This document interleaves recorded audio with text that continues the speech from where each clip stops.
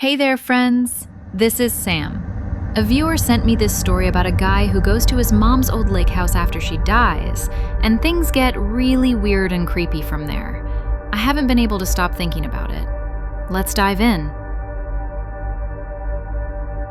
I don't even know where to start. Maybe I'm just losing it, but this happened. I swear it did.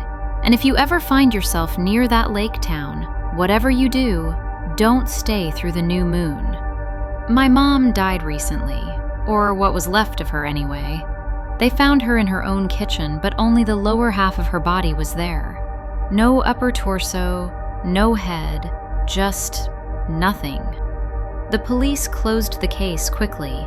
They said they couldn't find the rest, said there was nothing to do. The whole thing felt wrong, but I had no choice but to go to her house. Some rundown cabin by a lake surrounded by woods, far from any real town. From the moment I arrived, something about the place felt off. The house was cold and dark, even in daylight. I found a strange little charm by the front door. Sticks tied together in a triangle with twine and a small rock in the middle. It looked like a bad ritual. I threw it in the fire. That night, I heard a knock at the window. When I looked outside, there was a woman standing there. Or maybe not a woman. She was pale, hair almost gone, wearing tattered clothes, and her eyes were gone, just empty sockets. She didn't move except to tilt her head toward me. I was frozen, and then she disappeared into the trees. The next day, I tried to talk to locals. Nobody wanted to talk about my mom. They all kept saying the same thing: beware the new moon. When I asked why, they just got quiet or gave me strange looks. At the diner, they refused to serve eggs. I asked the waitress why, but she just said, "You don't want to know." More charms showed up at my door. This time, the triangle was woven with what looked like a tooth. I burned that one too, not knowing it was a mistake.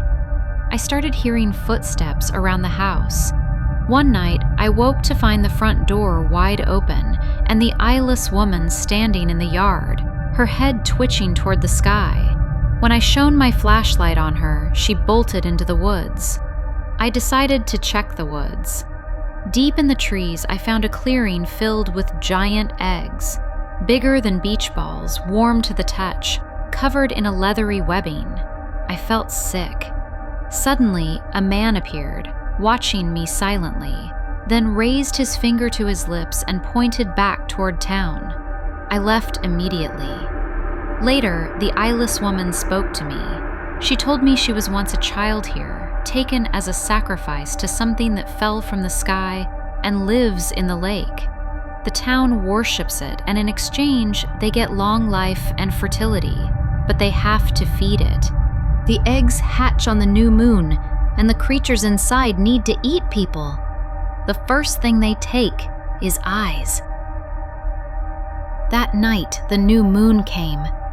I heard awful sounds from the woods, wet, tearing, cracking.